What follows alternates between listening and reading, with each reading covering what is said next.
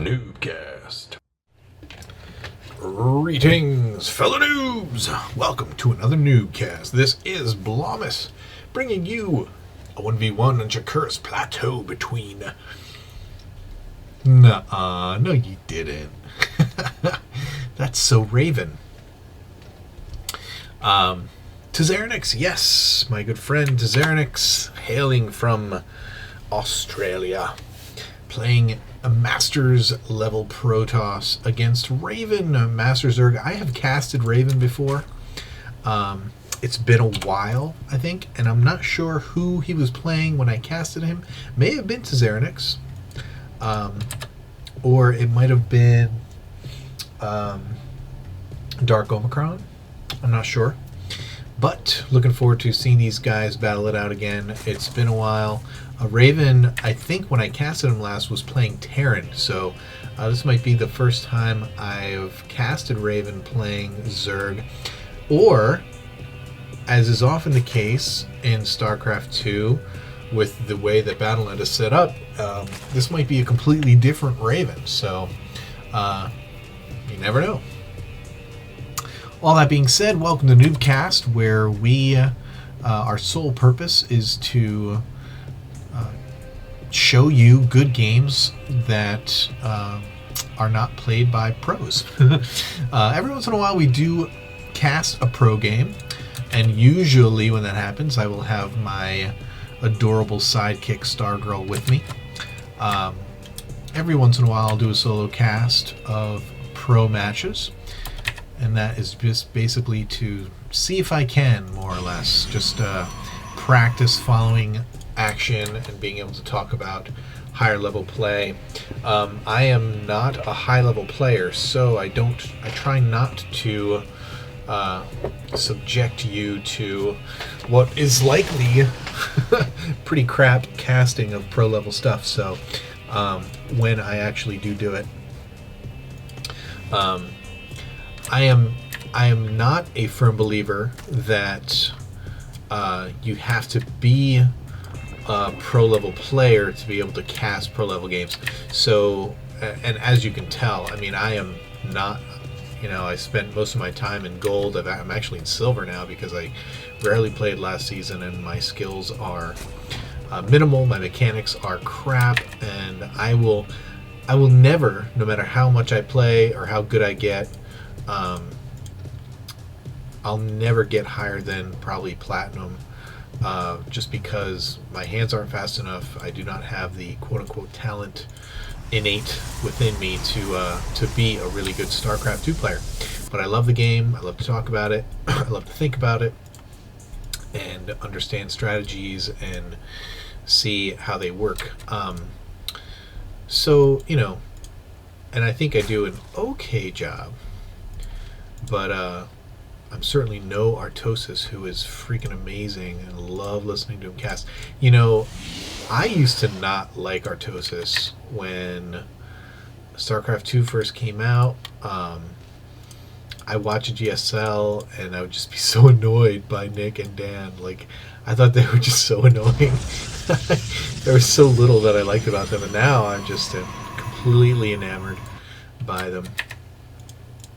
But not exactly a fanboy, but definitely like them much more now than I used to.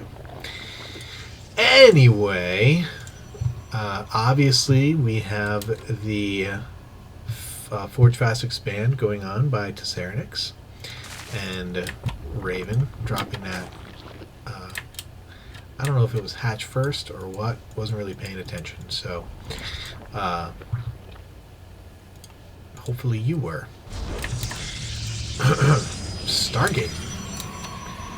Stargate going down. One gate. Wow.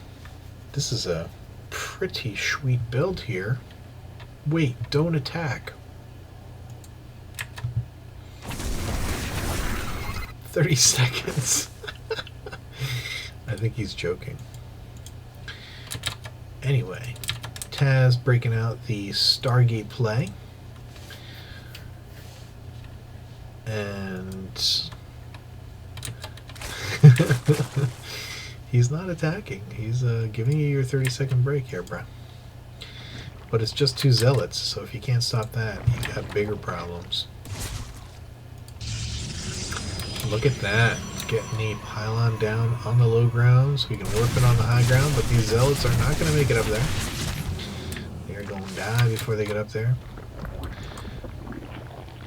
Raven did make a lot of Zerglings, though, for those 2 zealots. Getting his lair tech. Hey guys, I just wanted to say one other thing while we're still in the earlier stages of this game. 3 gates going down by Taz.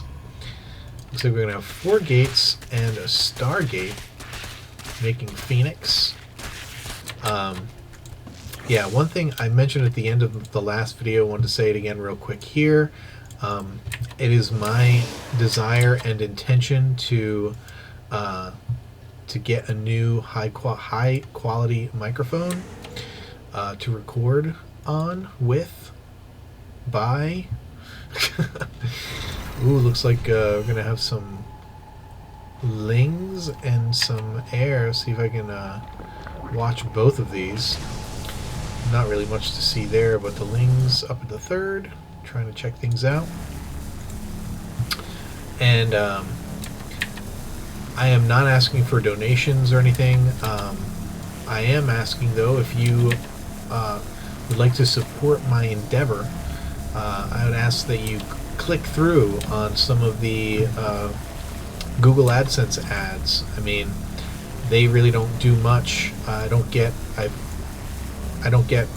get almost no money from them, but maybe the most money I do get is from click-throughs. So if a bunch of you guys click through for the next few weeks or whatever, then Hydra's out for Raven. Gonna drive these air units away. But if a bunch of you guys click through on some ads for the next couple weeks, I might, maybe, who knows, might be able to scrounge up enough money through Google Ads to at least put towards, if not outright purchase, a new microphone. The microphone is like 60 to 80 bucks. I've seen on eBay, I think.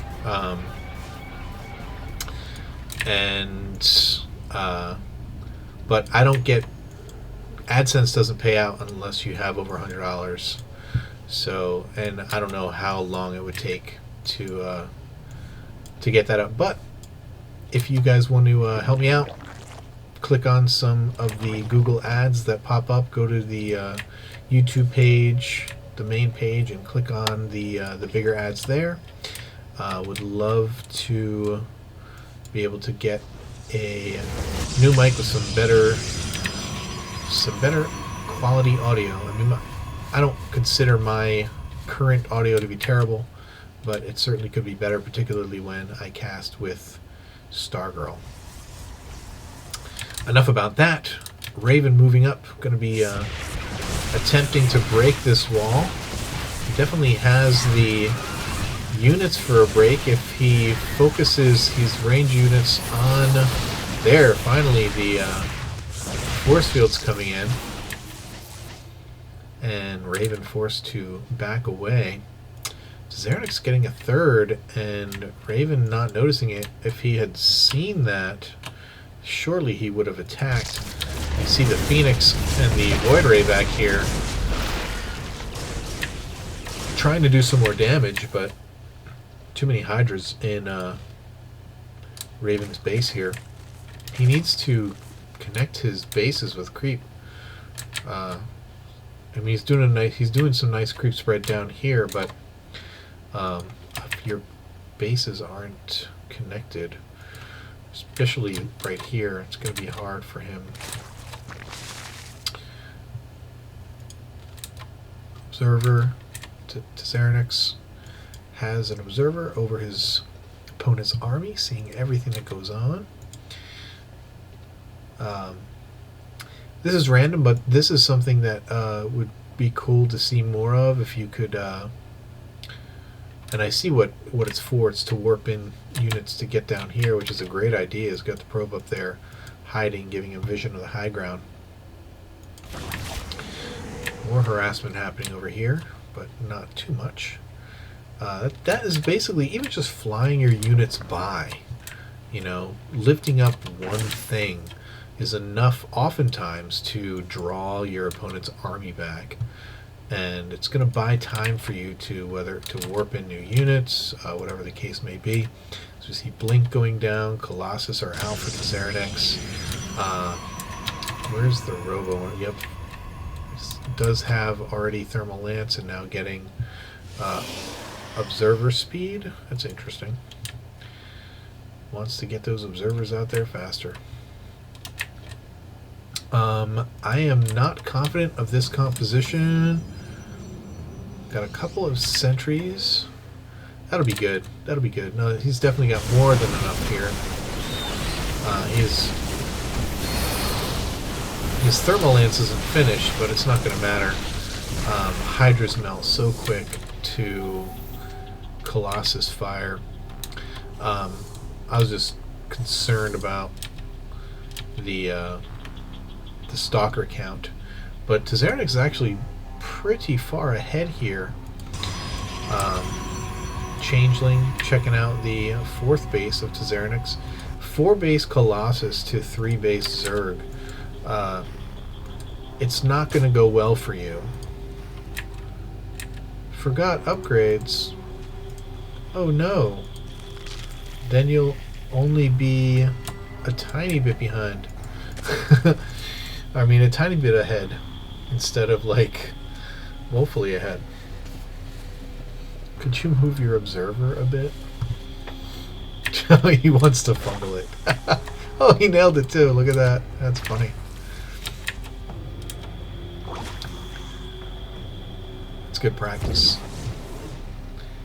3 fungals. Yep, that's how much it costs.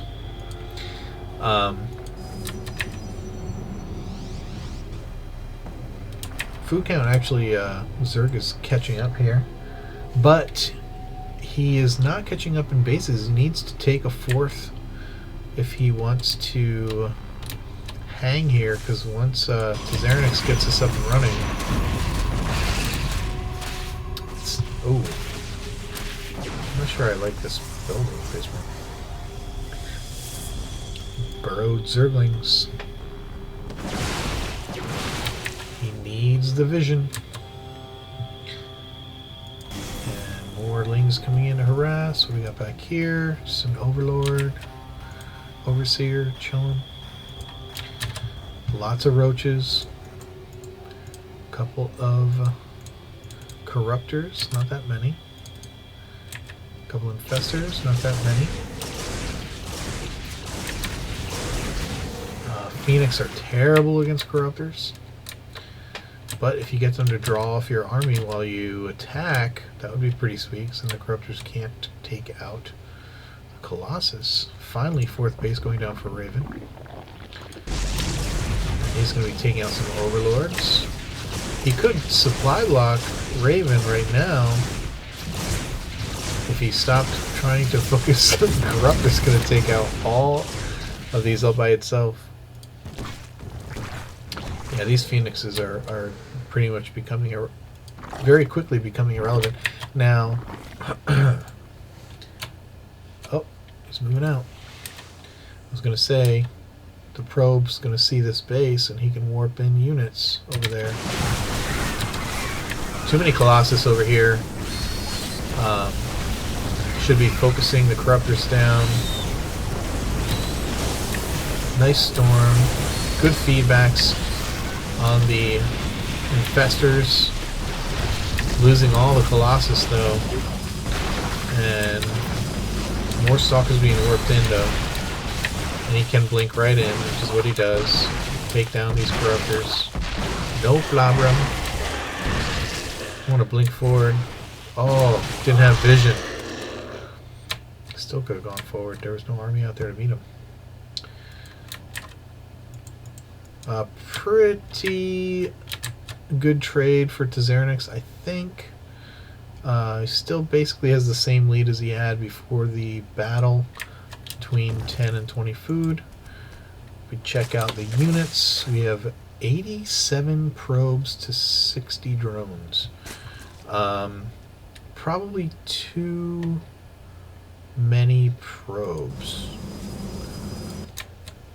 I mean, at this point, you take all these, you send them over here,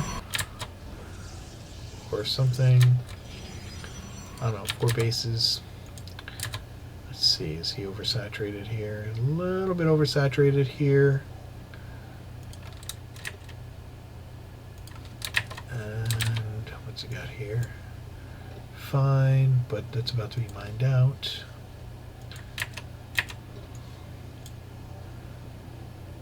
Bro.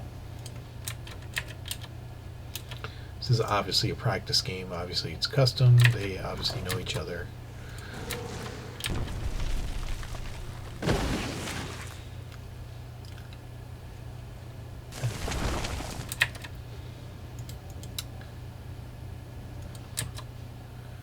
Alrighty. This is becoming a wee bit tedious. I am going to speed it up. Broodlords out for Raven.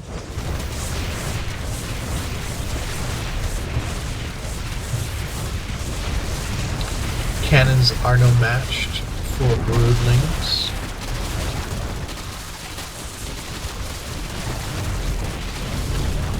Both maxed, both 200. The question is positioning and where does Tizernix want to engage. He's got a lot of void rays here.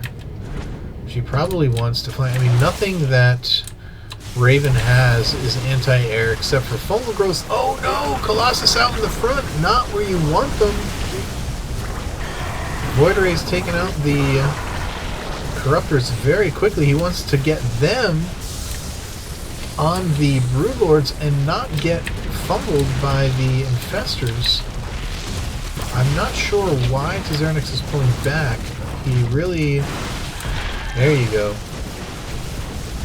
He really had decent position, and now that these guys have puked all of their energy, now you can finish taking out those Broodlords. Or not.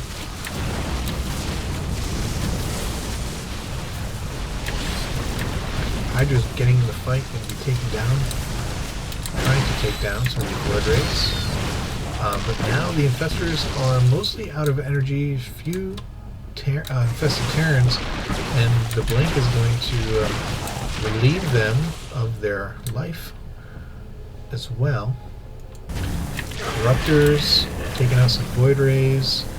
Otherwise, now that the Void Rays are dead, these are just empty food until they get morphed into broods. I'm not sure if that's going to happen.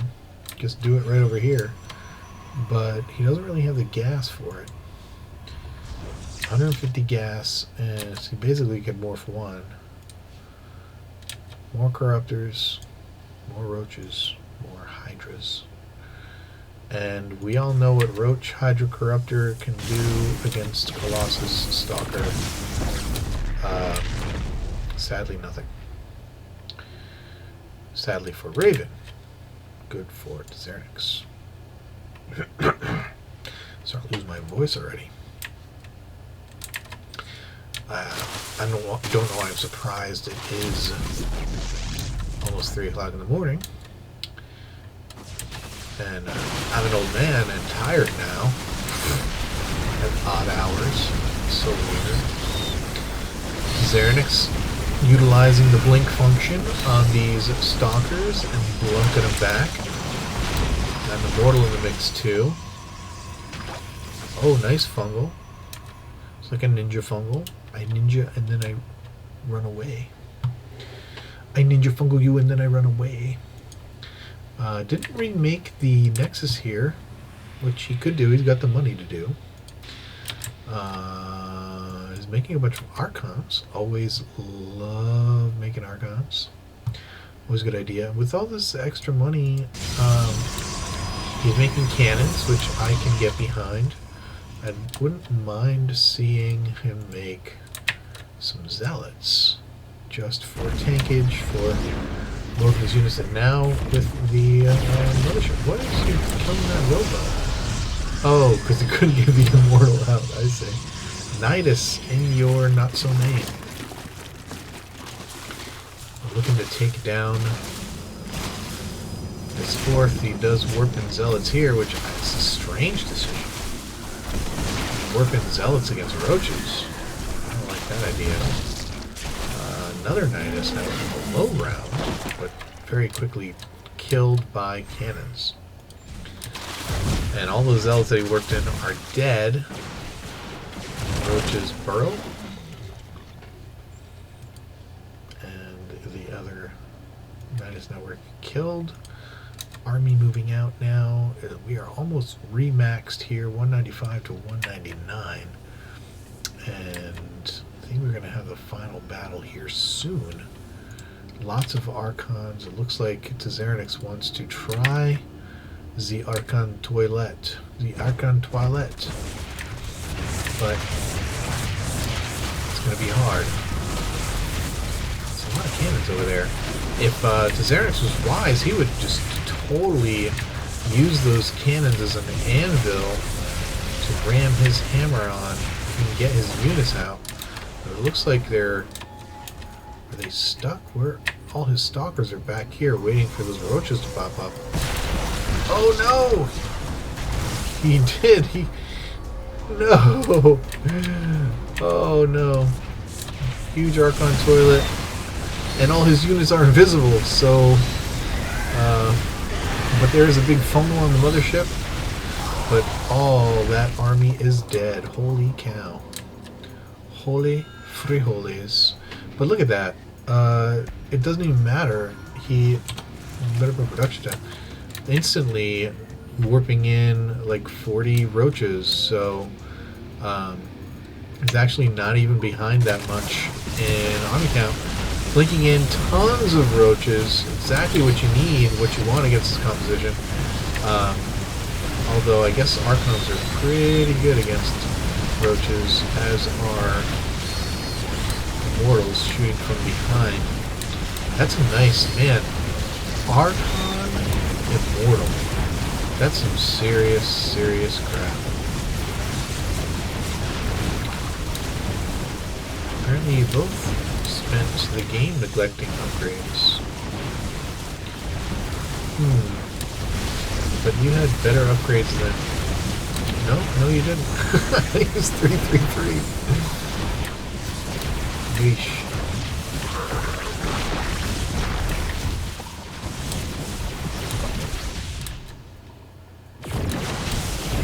Oh, that's a yawn.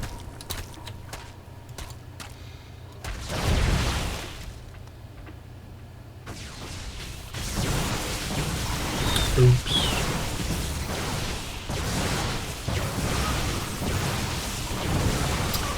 Good to know, Raven. Good to know. Good to know. GG. Well played. This became a much closer game than it looked like it was going to be in the beginning. Tazernix was pretty far ahead for a lot of the game, and then once Raven finally took the fourth base, he started to catch up. But then, as you can see, Tazernix on like 5 and 6 bases. But it was indeed the Archon Toilet, and his Immortals pretty darn good against roaches. And my yawning doesn't bode well for the next game I cast, which I think is going to be a lower level game. Hope you enjoyed this one. Once again, if you wouldn't mind clicking on the AdSense ads for the next couple weeks. I'm trying to scrounge up money for a new microphone. It'd be really cool if I could get one. If you wanted to help me do that, super appreciative. Otherwise, keep watching, keep enjoying, and no biggie. Yar, yar, yar. Keep climbing that ladder, guys. Peace.